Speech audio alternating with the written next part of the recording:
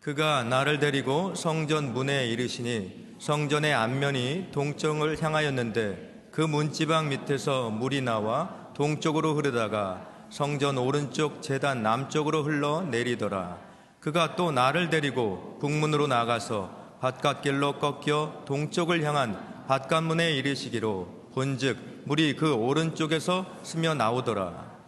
그 사람이 손에 줄을 잡고 동쪽으로 나아가며 천척을 측량한 후에 내게 그 물을 건너게 하시니 물이 발목에 오르더니 다시 천척을 측량하고 내게 물을 건너게 하시니 물이 무릎에 오르고 다시 천척을 측량하고 내게 물을 건너게 하시니 물이 허리에 오르고 다시 천척을 측량하시니 물이 내가 건너지 못할 강이 된지라. 그 물이 가득하여 헤엄칠 만한 물이요 사람이 능히 건너지 못할 강이더라. 그가 내게 이르시되 인자야 내가 이것을 보았느냐 하시고 나를 인도하여 강가로 돌아가게 하시기로 내가 돌아가니 강 좌우편에 나무가 심이 많더라. 그가 내게 이르시되 이 물이 동쪽으로 향하여 흘러 아라바로 내려가서 바다에 이르리니 이 물이 흘러내리는 물로 그 바다의 물이 되살아나리라. 이 강물이 흐르는 곳마다 번성하는 모든 생물이 살고 또 고기가 심이 많으리니 이 물이 흘러 들어가므로 바닷물이 되살아나겠고 이 강이 이르는 각처의 모든 것이 살 것이며 또 이 강가에 어부가 설 것이니 엔게디에서부터 에네글라임까지 그물 치는 곳이 될 것이라. 그 고기가 각기 종류를 따라 큰 바다의 고기같이 심이 많으려니와 그 진펄과 개펄은 되살아나지 못하고 소금 땅이 될 것이며 강 좌우가에는 각종 먹을 과실나무가 자라서 그 잎이 시들지 아니하며 열매가 끊이지 아니하고 달마다 새 열매를 맺으리니 그 물이 성소를 통하여 나옴이라. 그 열매를 먹을만 하고 그 잎사귀는 약재료가 되리라. 아멘. 첫날은 좀 주에 대한 이야기를 통해 어떻게 십자가 안에서 그것이 또 하나님의 별처럼 빛나는 축복의 통로가 될지, 그리고 또 우리의 삶의 어저께는 고통이 어떻게 하나님 앞에 또 예수님을 통해서 그것이 별처럼 빛날 수 있을지를 살폈고요. 오늘은 죽어버리고 메말라버리고 이제 더 이상 꿈꿀 수 없는 그런 어떤 자리에서도 또 하나님은 주님의 몸된 교회를 통해 이 아름다운 일들을 해나가신다는 것을 오늘 좀 나누고 싶습니다. 여러분의 세우신 귀한 또 뉴비전 교회가 별처럼 빛나고 해처럼 빛나고 또 담임 목사님과 함께한 모든 리더십들이 정말 이 땅에서 생명의 통로가 되시기를 주님의 이름으로 축복합니다. 팬데믹을 겪고 난 다음에 이게 교회 위기가 참 많이 왔어요. 특별히 중앙일보 지난번 기사에 보니까 LA 지역입니다. LA 지역에 LA시에서 2019년 말, 그러니까 팬데믹이 시작되기 전 2019년 연말에 한인 교회가 292개였어요. 그런데 2021년 연말, 딱 2년이 지나고 난 다음에 292개가 184개로 줄어들어 버렸습니다. 그래서 교회가 37%가 줄어들었다라고 말을 할 정도로 LA 지역의 작은 또 교회들이나 어려움들이 굉장히 심하게 들어왔어요. 그리고 실제로 미국의 교회들도 그 바나 그룹에서 나온 그 통계를 보게 되면은 목회자들 중에 개신교 목사들 중에 10명 중에 4명이 전임 사역을 그만둘 것을 심각하게 고려하고 있다 할 정도로 많은 목회자들도 지쳤고 또 교회도 만만치 않게 어려운 상황이지요.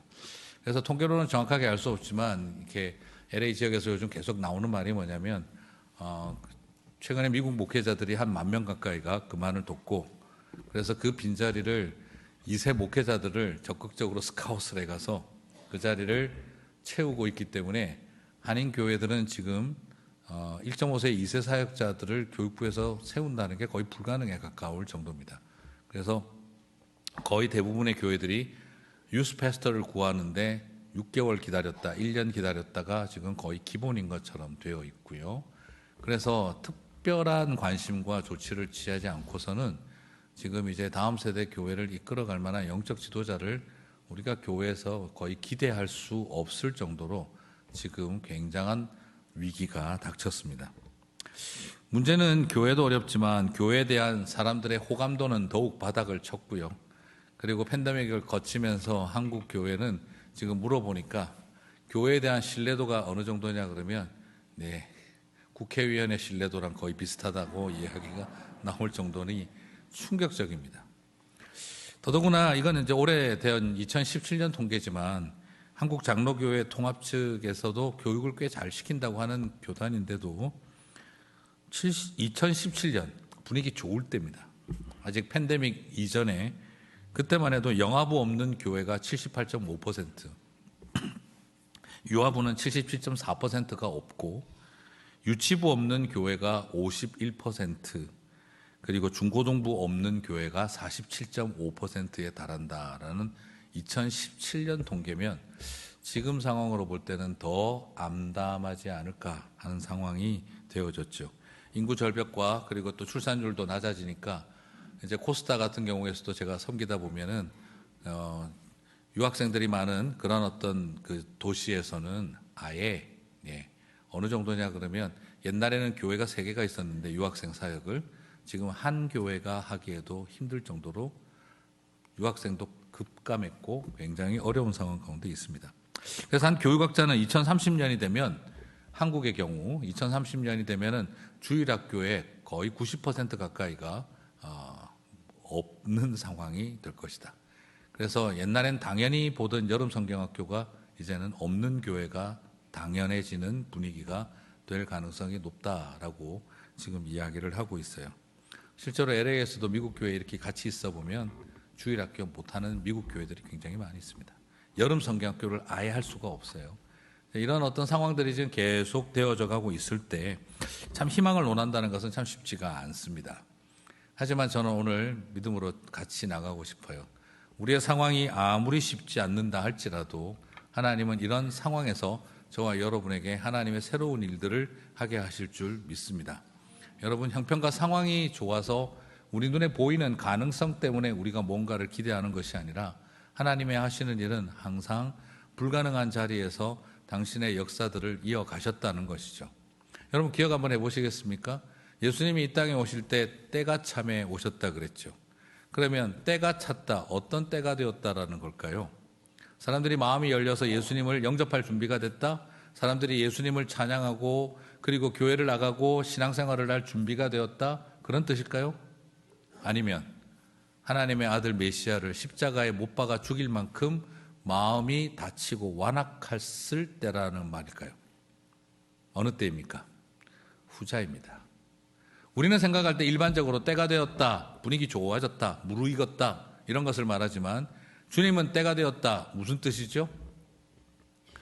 죽을 때가 되었다. 영화의 한 대사가 떠오르는 대목이죠. 거 죽기 딱 좋은 날씨구만 하신 상황입니다. 웃으시는 분은 영화를 보신 분이고 안 보신 분은 양심을 속이고 있다 뭐 이렇게 말할 수 있지 않을까. 네, 딱 죽기 좋은 날이다. 예수님은 때가 되어서 오셨다. 무슨 말이죠? 내가 십자가에서 죽을 때가 되었기에 이 땅에 오셨다라는 겁니다. 오늘 우리가 여기에서 무엇을 바라보는 걸까요?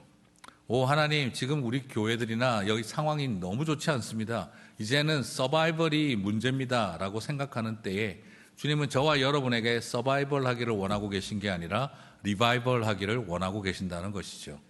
아무리 형편과 상황들은, 객관적인 상황들은 너무나 좋지 못하지만 그러나 하나님이 하실 준비가 되어 있는 때, 그래서 주님은 우리가 십자가를 지는 때가 되었다라는 것, 그걸 통해서 다시 한번 구속사의 터닝 포인트를 만들어내신다고 저는 믿습니다.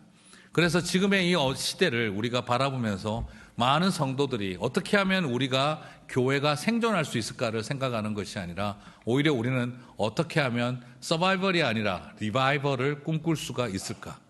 주님은 지금도 에스베리 대학의 그런 어떤 부흥의 역사들을 통해서 우리들에게 보여주고 있는 겁니다. 희망과 가능성과 뭔가 보여서 우리는 꿈을 꾸는 것이 아니라 상황은 갈수록 어려워지고 힘들다 하더라도 우리 주님께서 이 땅 가운데 때가 참에, 그 말은 잘 될 것 같다 하는 때가 아니라 이제야말로 내가 십자가를 지어야 할 때가 되었다 하셨기 때문에 이 땅 가운데 태어나셨고 오셨다고 믿습니다. 그러므로 오늘 우리의 형편과 나 자신을 쳐다봐도 깜깜하고 먼지더미 거름더미 같고, 그리고 우리의 가정과 우리의 삶의 현장을 바라봐도 어쩌면 오늘 이 시대를 바라볼 때 너무너무 캄캄하다는 생각이 들 때 저와 여러분 안에 그런 마음이 있었으면 좋겠습니다. 이제야말로 제대로 십자가를 감당할 때가 되었다라는 것입니다. 사랑하는 성도 여러분, 십자가 없이도 얼마든지 잘 되는 신앙생활이 아니라 이제는 수많은 사람들의 칭찬과 격려, 그리고 사람들이 교회 참 좋은 곳이지 가면 참 좋겠다 하는 그런 분위기가 아니라 사람들의 시선이 싸늘해지고, 그리고 오히려 이 모든 것들이 어려워질 때 이제 우리가 진짜 고백할 수 있는 것입니다. 십자가를 감당할 때가 되었다. 사랑하는 성도 여러분, 십자가 없는 신앙생활 어느 틈에 우리도 모르게 하고 있습니다. 이제는 십자가를 감당할 때가 되었습니다. 성도들이, 하나님의 백성들이 십자가를 감당할 때 주님은 다시 우리에게 리바이벌을 허락하실 것입니다. 십자가를 피하는 것이 서바이벌이 아니고 십자가를 질 때 리바이벌이 일어나는 줄 믿습니다. 근데 오늘 안타까운 것은 그래요. 너무 많은 분들이 이걸 자꾸 놓쳐요. 그래서 보니까 자꾸 주님께서 이 땅 가운데 왕으로 임하실 때 보좌의 좌편과 우편에 앉게 해 주십시오. 수많은 제자들은 여전히 관심이 어디에 가 있습니까? 보좌의 좌편과 우편에 누가 앉을 것인가? 예수님을 3년간 따라다닌 베드로와 야고보와 요한도 누가 예수님의 좌편과 우편에 앉을까를 중요하게 생각했습니다. 그러나 안타깝게도 십자가의 좌편과 우편은 강도에게 내어주었습니다. 어쩌면 이것이 오늘 우리들의 모습이 아닐까요? 보좌의 좌편과 우편에 앉을 제자들은 많이 있지만 십자가의 좌편과 우편에는 매달리지 않을 제자들이 너무 많은 것은 아닐까요? 그래서 세상의 강도들이 십자가의 좌편과 우편은 담당하고 있고, 하나님의 제자들, 예수 그리스도의 제자들은 십자가의 좌편과 우편에 없이 보좌의 좌편과 우편에만 앉고 싶어하는 마음이 있는 건 아닐까요? 오늘 우리에게 다시 한번 질문을 던지면서 나는 과연 어떤 길을 걸어가는가를 돌아봤으면 좋겠습니다. 오늘 먼저 이 이야기는 생명의 물줄기가 동문을 향해 흘러간다는 이야기로 시작이 됩니다. 오늘 1절에서 5절까지는 성소에서 시작된 물이 어떻게 강을 이루는지를 보여주고, 6절에서 12절까지는 이렇게 만들어진 강이 사해바다를 살리며 어떻게 회복을 일으키는지를 보여주고 있습니다. 저는 오늘 이 놀라운 생명의 강과 물줄기가 흘러가는 역사가 저와 여러분 가운데, 주님의 세우신 몸된 뉴비전 교회 가운데 일어나게 되시기를 축복합니다. 물이 성소에서 동문으로 흘러갔어요. 왜 이 동문이라는 말이 인상적이냐 그러면 1절에 보면 전에 전면이 동을 향하였는데 그 문지방의 밑에서 물이 나와서 동으로 흐르다가 라고 시작이 되어져요. 이 동쪽이라는 것이, 이것이 유대인들에게는요 아주 독특한 특징을 갖고 있습니다. 그게 뭐냐면, 동쪽이 어느 쪽일까요? 동쪽이죠, 그죠? 네, 동쪽인데 동쪽이 어떤 의미를 갖냐 그러면 아담과 하와가 선악과를 따먹고 난 다음에 쫓겨날 때 에덴의 동쪽으로 갔고, 가인도 동쪽으로 더 갑니다. 동쪽으로 가게 되어졌다. 이건 무슨 말일까요? 하나님을 떠난 백성들이 나아가던 방향. 그래서 성막을 만들 때 그 성막의 문을 동쪽으로 난 문 하나만 열었습니다. 그건 뭘 뜻하느냐? 하나님은 여전히 그 동쪽을 향해서도 문을 열고 계시고 돌아오기를 원하고 계신다는 것이죠. 그래서 동쪽은 하나님을 떠난 백성들이 간 길이었다라는 겁니다. 혹시 또 주소를 이스트 쪽으로는 안 가려고 하실 수도 있겠습니다만, 그래서 저기 좀 우리 그리스도인들이 이 특징을 알면 좋아요. 그런데 제가 좀 당황스러웠던 것은 어떤 크리스찬이 카페를 열었는데 에덴의 동쪽 이렇게 했더라고요. 성경은 안 읽고 드라마만 많이 봤다는 확실한 생각을 하게 되었죠. 에덴의 동쪽이 어디라고요? 네, 하나님을 떠난 백성들이 간 곳인데, 그러니까 성경은 안 읽고 열심히 드라마를 묵상하고 은혜를 많이 받으셨던 거죠. 네. 그래서 물론 마인드를 제대로 갖춰서 나는 에덴의 동쪽을 향해 열린 카페가 되고 싶어서 이 정도 생각이 수준이 나와야 네, 제대로 한 건데 몰랐어요. 그냥 저는 에덴이 있길래 성경적인 줄 알았죠. 그랬더니 드라마적이었습니다. 라는 결론이 나오는 거죠. 자, 그렇게 그쪽 방향을 향해 하나님은 끊임없이 문을 여셨습니다. 그런데 그 물줄기 하나하나가 떨어지면서 이 말은 결국 뭘 말하느냐? 도무지 하나님을 떠나 돌아오지 않을 것 같은 백성들을 향해서도 주님은 생명의 물줄기를 흘려 보내신다는 것입니다.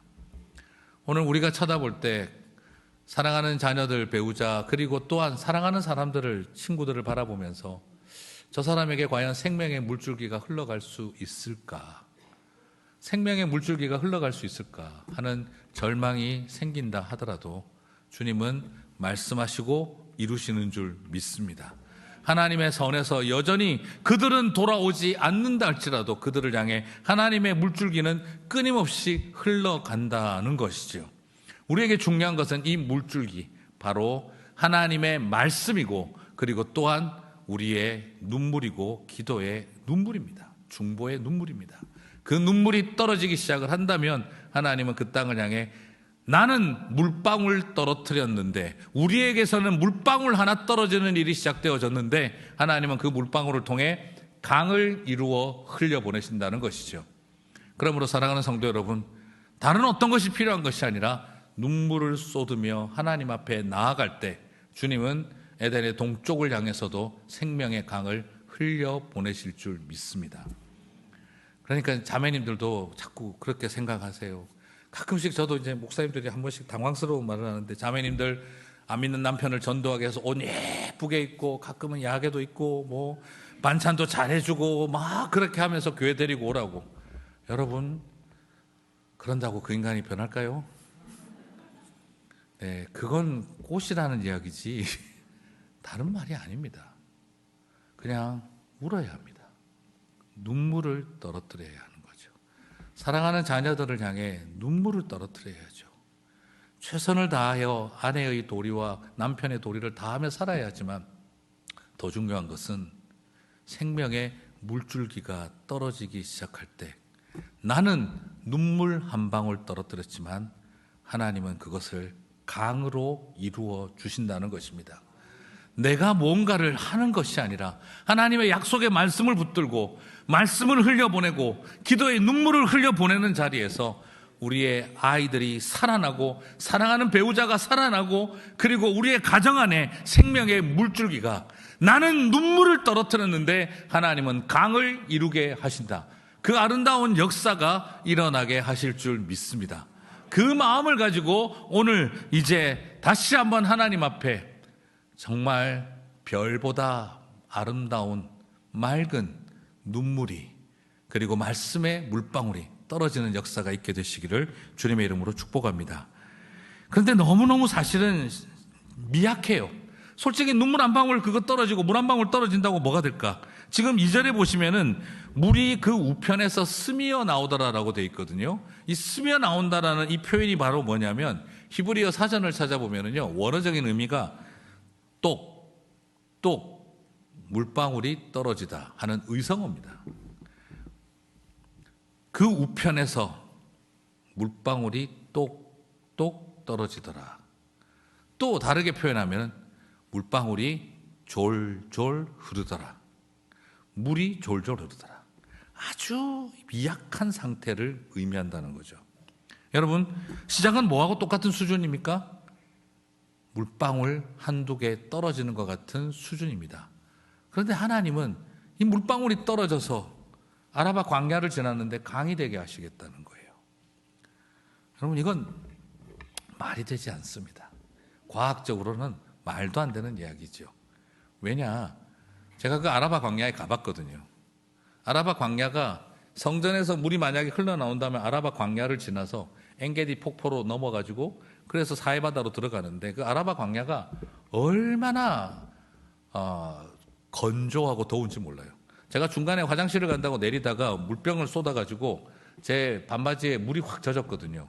화장실 한 20m 걸어갔다가 왔더니 20, 30m인가 걸어갔다 왔더니 말랐어요. 네.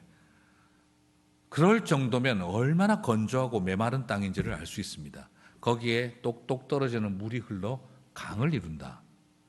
말도 안 되는 이야기입니다. 그런데 주님은 오늘 약속하고 계신 것이죠. 오늘 물이 한 400m까지 되는 그런 큰 강물처럼 우리가 헤엄쳐야 하는 대하를 이루는 일을 주님은 오늘 약속하시고 이루신다 말씀하고 계시는 줄 믿습니다. 사실 그렇습니다. 에스겔이 그 시대는 아무런 희망이 보이지 않던 때입니다. 나라는 이제 다 완전히 망하고 사람들은 포로로 끌려가고 희망이 보이지 않는 나라, 멸망한 나라 유다 이스라엘에서 그가 이제는 성전도 다 회파되어지고 예배가 제대로 드려지지 않는 그곳에서 그가 하나님께서 다시 이 땅 가운데 한 방울 한 방울 떨어지는 물을 통해 큰 강을 이루고 세상을 살리겠다 하는 이 메시지는 말도 안 된다는 생각이 들 정도의 환상이었습니다. 그러나 하나님은 오늘 이 꿈을 에스겔에게 주셨고 그리고 여러분에게도 주시는 줄 믿습니다. 그것을 통해 아무리 아무것도 보이는 것이 없다 할지라도 하나님은 저와 여러분을 통해 주님의 사랑하는 이 몸된 교회를 통해 이 땅 가운데 강을 흘려보내게 하시는 첫 시작점이 되게 하시고 그리고 사해바다를 살려내는 능력의 은혜가 저와 여러분을 통해 흘러가게 하실 줄 믿습니다. 물방울을 모아 간다는 것, 이 미약함. 여러분, 하나님의 나라는요, 하늘에서 예수 그리스도께서 가장 강력한 30대 중반의 성인으로 오셔서 메시아가 되신 게 아니라 어린아이가 말구유에 태어나는 일을 통해 하나님은 그 일을 준비하셨습니다. 세상을 바꾸어 놓을 사무엘과 같은 선지자가 필요할 때 하나님은 아주 하늘에서 잘 준비된 선지자 한 사람을 이 땅에 보낸 게 아니라 한나의 눈물 어린 기도를 통해 한 아기가 잉태되는 이야기를 통해 시작하게 하셨습니다. 더디 보이고 미약해 보이고 언제 되겠나 싶은 생각이 들지만 그 작은 물방울 하나를 통해 하나님은 온 땅을 적시고 살리는 강을 이루시는 것이죠. 여러분, 오늘 이 가정을 바라보면서 우리의 가정을 바라보면서 나 자신을 바라보면서 물방울 하나 떨어져서 뭔 일이 있겠나 하는 그런 생각이 들 때 꼭 기억하십시오. 우리를 통해 떨어진 물방울을 주님은 강이 되게 하신다 하는 것입니다. 여러분의 가정 안에 그 소성케 되는 역사가 일어나게 되실 줄 믿습니다. 바벨론으로 포로로 잡혀가게 된 백성들이 돌아와 다시 회복의 날이 오게 하겠다는 이 환상의 약속, 저는 우리 주님께서 그 놀라운 일들을 이루실 것입니다. 내가 흘리는 땀, 내가 흘리는 눈물, 정말 눈 한 번 맞추기도 힘든 아들과 딸, 흘리는 땀과 그리고 내 눈물로 저 메말라버린 마음을 어떻게 살려낼 수 있을까? 그런 절망이 밀려올 때 있으실 겁니다. 그렇게 열심히 자라던 아이가 왜 저렇게 마음이 메말라 버렸을까? 아니, 이렇게 사랑이 넘치고 행복하던 우리의 가정이 왜 이렇게 메말라 버렸을까?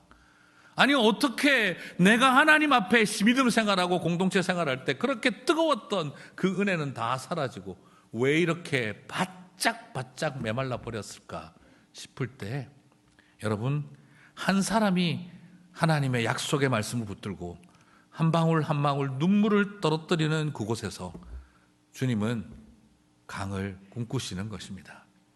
우리는 작은 씨앗을 심었는데 주님은 그곳에서 온 땅을 덮을 나무를 꿈꾸신다는 거죠. 우리 주님께서는 말씀하셨습니다. 세상에서 가장 작은 겨자씨 한 알. 무슨 말이죠? 안 보인다 이 말입니다. 우리가 지금 이곳에서 하나님의 나라, 예수 그리스도의 능력, 우리의 일상 속에서 보입니까? 안 보입니까? 하나도 안 보이는 것 같습니다. 그 겨자씨 하나를 심으셔서 주님은 무엇을 꿈꾸시는가? 세상을 덮을 나무를 꿈꾸신다는 거죠. 근데 여기서 저는 좀 이상했어요. 나무? 말도 안 돼. 겨자는 채소인데 왜 이걸 나무라고 하지? 커져봐야 뭐 지가 얼마나 큰다고. 예수님은 역시 농사를 안 지어서 잘못 적었나? 이런 생각도 해봤는데 목수잖아요. 목수가 나무를 모릅니까? 그런데 왜 예수님은 나무라고 하셨느냐? 사실은 작은 겨자씨를 심었는데 이 겨자가 꽤 크더라, 이런 수준의 이야기가 아니라 지금 예수님 하신 이야기는요, 나는 겨자를 심은 곳에서 나무를 기다린다라는 것입니다. 예상되는 것을 기다리고 있는 게 아니라 제법 큰 겨자 채소를 기다리고 계신 게 아니라 주님은 목수이신 그분이 바보가 아닌데 나는 겨자씨를 심은 곳에서 나무를 꿈꾼다. 떡잎 하나 심으시고 주님은 숲을 꿈꾸신다. 이 말인 것이죠. 사랑하는 성도 여러분, 그 하나님 나라의 점진성을 시작은 너무나 미약하지만 주님은 반드시 그 아름다운 역사를 일으키실 것을 믿음으로 바라보시게 되기를 주님의 이름으로 축복합니다. 그래서 이 미약한 시작, 그 미약한 시작을 통해서 하나님께서는 그 놀라운 일들을 살려내고 계신 것이죠. 오늘 여기서 보면은 그 물이 동방으로 흘러 아라바로 내려가서 그리고 그 바다를 향해 내려간다. 8절을 보게 되면 같이 한번 읽겠습니다. 그가 내게 이르시되 이 물이 동방으로 향하여 흘러 아라바로 내려가서 바다에 이르리니 이 흘러내리는 물로 그 바다의 물이 소성함 되살아나리라. 자, 여기에 쓰여져 있는 이 바다가 어디냐 하는 건데요. 이 바다는 지중해라고 생각하시는 분들도 있지만 이것은 그 나중에 보면 큰 바다와 같아지리라는 표현을 볼 때는 사해바다라고 여겨보는 게 적절할 것 같습니다. 사해바다. 여러분, 사해바다, 저는 그 사해바다를 참 되게 이 말씀 때문에 가보고 싶었었어요. 그래서 사해바다를 가봤더니 야, 정말 쫙 앞에 바다가 펼쳤는데 여러분 그거 되게 조심해야 돼요. 왜냐하면 여러분 바닷물이 되게 짜지 않습니까? 그죠? 그런데 소금 염분이 몇 퍼센트냐 그러면 뭐 한 3%, 3.5% 정도 되면은 바닷물의 염도가 3.5% 정도 된대요. 그러면 사해는 염도가 어느 정도 될까요? 거기서 제가 들었던 말은 34.2% 가까이 된다고 합니다. 바닷물의 10배나 짠 거죠. 그러면 그걸 멀리서 보고 물이 있으니까 바다다 하고 뛰어가서 눈을 탁 얼굴을 씻으면 어떻게 되느냐, 내 눈 하고 바로 그냥 실명의 위기가 올 정도로 병원으로 바로 달려가야 되는 그런 상황입니다. 그리고 그 앞에 가니까 붙여놨더라고요. 이 사해의 물을 한 컵 이상 마시면 사망할 수 있습니다. 그러니까 이게 함부로 장난이 아닌 상태인 거예요. 그래서 저는 또 궁금했던 건 이 사해바다 가기 전에는 그저 조그만한 호수겠지, 그러니까 그렇게 짜지, 그렇게 생각을 하고 갔는데 거기에 가서 딱 보니까 그냥 입이 떡 벌어지더라고요. 가로 세로가 16마일에서 55마일이 되는 거예요. 그리고 가장 깊은 곳은 축구장 3개의 깊이 350m의 깊이를 가지고 있다고 합니다. 어떻게 죽은 바다가 저렇게 클까? 엄청난 크기로, 요즘 많이 좀 줄어들었지만 그래도 굉장한 크기로 존재하고 있더라고요. 근데 신기한 거는 여러분 사해바다 하면 뭐가 떠오르세요? 둥둥 떠다니는 거. 네, 그렇죠. 노는 걸 좋아하시는 분들은 그게 먼저 떠오르실 거고, 또 미모에 관심이 많으신 분들은 머드팩. 네, 그 사해바다 머드가 최고다. 비누도 사고 열심히 사시더라고요, 다들. 근데 사해바다의 그런 여러 가지 면에서 최고의 상업성, 경제성을 가지고 있어요. 그 광물과 거기서 나오는 자원들이 엄청납니다. 그리고 또 신기한 것은 유황온천이 있는 자리를 제외하고는, 유황온천이 있으면 당연히 냄새가 나죠. 그런데 그 자리를 제외하고는 소금이 34% 가까이 되는데 어떤 갯내음도 바다 냄새 같은 그런 비린내 같은 느낌, 그 소금 냄새도 나지가 않아요. 그냥 무치 냄새가 나지 않습니다. 그리고 저는 굉장히 죽은 바다니까 더럽지 않을까, 고인 바다니까 생각했는데 물밑이 보일 정도로 너무너무 깨끗해요. 그리고 주변이 너무 아름답게 돼 있어요. 한마디로 뭐죠? 관광하러 가기도 좋고 경제적 가치도 뛰어나고 물에 들어가서 둥둥 떠다니니 재밌고, 그리고 그 곳에 너무너무 냄새도 나지 않고 깨끗하고 다 가지고 있습니다. 근데 딱 한 가지가 없습니다. 생명이 없어요. 생명 빼고는 다 가지고 있습니다. 경제적 가치는 말로 설명할 수도 없고 너무너무 아름답고 냄새도 안 나고 색깔도 깨끗하고, 그리고 너무너무 그곳에 가니 그냥 분위기도 좋고 놀기도 좋고 재미도 있고, 그런데 뭐만 없느냐? 생명만 없습니다. 오늘 그 모습을 제가 바라보면서 무슨 생각이 들었냐 그러면, 어쩌면 이 땅을 살아가는 우리들의 모습이고 세상의 모습이 아닐까. 경제적 가치 높고 재미도 있고 나름 더 순결하고 더 냄새 안 나고 더 경제적 가치를 가지고 있는데 생명 빼곤 다 있는 모습. 행여나 우리의 사랑하는 자녀들이 그렇게 걸어가고 있는 건 아닐까. 오늘 우리의 이 시대가 혹시라도 나는 경제적 가치가 있고 냄새도 안 나고 순수하고 냄새도 안 나고 깨끗하고 그리고 참 즐겁고 아름답고 생명 빼고 다 가지고 있는데 그걸 우리는 혹시 좋아하고 있는 건 아닐까요? 그것으로 만족하고 있는 건 아닐까요? 오히려 우리 안에 생명보다 더 중요하게 생각하는 가치들이 그 사회바다는 우리들에게 보여주고 있는 것이 아닐까. 어쩌면 이 세상을 바라보며 오늘날 우리가 살아가고 있는 이 세상을 바라보면 맞아요. 어떤 때는 안 믿는 사람들이나 혹은 이 세상이 교회나 크리스찬보다 더 무색무취해 보이기도 해요. 그리고 이 세상은 아름다워요. 재미있어요. 너무너무 경제적 가치도 커요. 그런데 뭐가 없느냐? 생명을 잃어버린 사회바다와 같다면 그 모든 것들은 허망합니다. 아무리 크고 아무리 넓고 아무리 깊어도 생명을 담아낼 수 없는 존재. 아무리 크고 아무리 넓고 아무리 깊어도 어떤 생명도 살려내지 못하는 존재.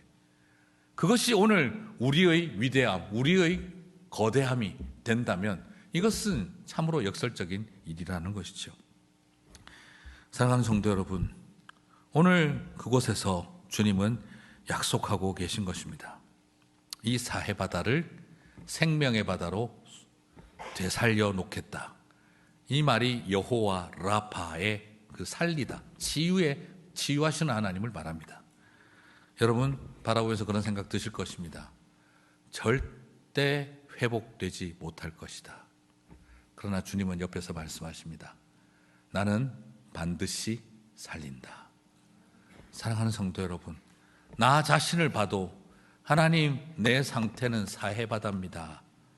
절대 회복 안 될 것 같아요. 그러나 주님은 한 방울 한 방울 떨어지는 물방울을 통해 나는 너를 반드시 살린다. 하나님, 우리 가정을 보세요. 더 이상 희망이 보이지를 않아요. 사해바다 같아요. 나는 반드시 살린다. 오늘 주님은 저와 여러분에게 그 약속을 하고 계시는 줄 믿습니다. 맞아요. 우리는 저게 사람 되겠나 싶었는데 저게 선교사가 되더라고요. 제가 처음에 울산에 있었던 교회에 청년부 사역자로 부임했을 때 우리 권사님이 저한테 오시더니 그러시더라고요. 강도사님, 우리 아들이 중학교 때까지는 교회 정말 열심히 다녔는데 애가 고등학교 때 입시에 실패하고 이런저런 문제 때문에 어려워서 너무너무 방황을 해요. 지금 직장은 또 참 좋은 데 구해서 잘 다니고 있는데 얘가 제발 좀 교회 다니게 해주세요. 그래서 제가 어떻게 합니까? 어쨌든 그 형제 만나서 같이 밥 먹고 사귀고 친해지고 친구가 되다 보니까 어느 날 교회를 나오더라고요. 그래서 권사님 성공했네요 했더니 얼마나 감사한지 고맙습니다 했는데 이 친구가 열심히 하더니 제자훈련을 또 받겠대요. 제자훈련을 또 막 열심히 받더니 그 다음에 제가 선교훈련 세미나를 갔더니 선교하는데 따라오더라고요. 왜 왔냐고 그랬더니 우리 내가 믿음은 없어도 내가 의리는 있지 않습니까? 그죠? 그 의리스도인 이렇게 그러면서 그렇게 따라와서 옆에서 딱 앉아 듣더니 막 또 눈물을 흘리고 난리가 났어요. 그러더니 어느 날 좋은 자매님이랑 결혼해서 아제르바이잔 두산베 교회에 폭탄 테러가 일어나던 그곳에 선교사로 간 거예요. 직장 다 내려놓고 선교사로 가는데 그날 그 권사님이 파송 예배하는 날 저한테 오셔서 제 가슴을 치시면서 그러시더라고요. 교회 다니게 해달라 그랬지 교회 세우게 해달라고 누가 했습니까? 그런데 참 희한하죠. 나는 우리 아들이 교회만 다녀도 감사하다 생각했는데 하나님은 이 아들을 교회를 세우러, 그것도 가장 위험하다는 이슬람 땅에 그 당시 아제르바이잔에 선교사로 보내시다니 하나님 하시는 일은 참 놀랍습니다. 나는 교회만 다녔으면 했는데. 그리고 이제 그 형제는 돌아와서 지금 신학 공부하고 목사 안수 받고 교회를 섬기고 담임 목회를 하고 있으세요. 저는 그걸 보면서 우리는 노예에서 평민되면 딱 좋겠다 생각했는데 하나님의 꿈은 노예에서 평민 만드는 게 아니라 왕 같은 제사장 되게 하시는 것이었습니다. 저는 그것을 바라보면서 얼마나 감사했는지 몰라요. 주님은 약속하시고 이루십니다. 지금은 우리가 아무리 봐도 사해바다 같은 곳이라 할지라도 주님은 그 모든 곳에서 새로운 변화를 일으키실 것입니다. 저는 우리 주님이 세우신 뉴비전 교회를 통해서 하나님께서 아라바 광야 같은 곳에 강을 흘려보내고 사해바다를 살아있는 바다로 만드시는 그 엄청난 역사를 일으켜 주시기를 주님의 이름으로 축복합니다. 이제 이곳에서 부흥의 첫 신호탄을 올리고 하늘을 향해 부흥의 신호탄을 쏘아 올리고 불가능해 보이는 이 시대 속에서 다시 한번 하나님의 말씀을 통해 우리가 흘리는 눈물과 땀방울을 통해 주님 이 땅에 강이 흘러가게 해주시고 사해바다가 살아나는 역사를 허락하여 주시옵소서. 저와 여러분 안에 그 소망이 있었으면 좋겠습니다. 내 마음이 바짝 말라버렸습니다. 주님, 한때 저도 굉장히 은혜 받았던 사람이고 한때 저도 열심히 했었는데 이제는 다 모르겠습니다 하는 굳어버린 마음들이 있으십니까? 오늘 다시 한번 말씀과 기도에 눈물 한 방울 한 방울을 떨어뜨리기 시작하실 때 여러분의 마음 안에, 여러분의 가정 안에 다시 한번 생명의 역사가 일어나게 되실 줄 믿습니다. 저는 그 눈물이 우리 안에 시작되어지기를, 그래서 여러분이 지금 앉아 계시는 그 자리마다 내가 하나님 앞에 쏟은 눈물 한 방울 한 방울이 떨어져 그것이 이 땅을 살리고 우리의 가정을 살리고 우리의 마음을 다시 소성케 하는 역사를 허락하여 주실 줄 믿습니다. 바벨론에게 망해버린 나라 성소를 다시 재건할 수 있는 꿈을 꾸게 하시는 하나님의 역사, 여러분, 무너진 성전, 불타버린 성전에서도 그곳에 나아가 하나님 앞에 눈물을 흘리는 하나님의 백성들을 통해 주님은 성전 회복시키는 것이 목적이 아니라 세상을 살리는 것을 꿈꾸셨다는 것입니다. 저와 여러분에게 그 갈망과 소망이 있게 되시기를 바랍니다. 사진 하나 올려주시고 말씀을 마무리하겠습니다. 안주 좀 부탁드리겠습니다. 1960년대 시골에서 올라온 많은 사람들이 도시에 몰려들었고 그분들은 아무런 희망이 보이지 않던 자리에서 등에 젖먹이 들쳐업고 이제 4살, 5살 된 딸 손잡고 데리고 와서 교회 마루바닥에 앉아서 저렇게 울었습니다. 저 눈물이 떨어져서 한국 교회에 부흥이 일어났고 그리고 이 땅 가운데 복음의 능력이 시작되어졌습니다. 대단한 어떤 목회자의 탁월한 설교 때문에 일어난 것이 아니라 바로 저런 성도들이 쏟았던 눈물, 저는 지금 이제 우리 안에 저렇게 울었던 옛 어머니들의 눈물이 우리들의 교회 안에서 다시 시작되어졌으면 좋겠습니다. 등에 엎여있는 아이는 영문도 모르고 앞에 앉아있는 딸아이는 엄마가 왜 저래 울고 있나 쳐다보는 모습이, 그러면서 우리는 교회를 세워왔고 사해바다 같은 이 세상을 살리는 일을 해왔습니다. 저는 그런 곳이 되었으면 좋겠습니다. 여러분, 시를 하나 보실까요? 김한영님의 시 울꽃입니다. 같이 읽겠습니다. 할머니 어디 가요? 예배당 간다. 근데 왜 울면서 가요? 울려고 간다. 왜 예배당 가서 울어요? 울 데가 없다. 1960년대, 70년대 많은 우리의 어머니, 할머니들은 울 곳이 없는 분들이었습니다. 집에서 눈물 잘못 흘렸다간 또 어떤 일이 있을까 싶어 눈물도 삼키며 괜찮다, 괜찮다는 말만 입에 달고 살았던 그분들. 그래서 그분들이 교회를 갔습니다. 왜요? 울고 싶어서, 울 데가 없어서. 오늘날 우리 안에 다시 한번 그런 마음이 있었으면 좋겠습니다. 여러분, 이 교회 와서 우십시오. 눈물을 쏟으십시오. 그 한 방울 한 방울이 떨어져서 그 눈물이 떨어진 곳에 주님이 강을 이루어 내실 것입니다. 그리고 한 방울 한 방울 떨어뜨린 눈물을 통해 사해바다를 살려내실 것입니다. 그것을 바라보고 하나님 앞에 눈물을, 별보다 해보다 밝은 맑은 눈물을 떨어뜨리는 저와 여러분 되시기를 주님의 이름으로 축복합니다.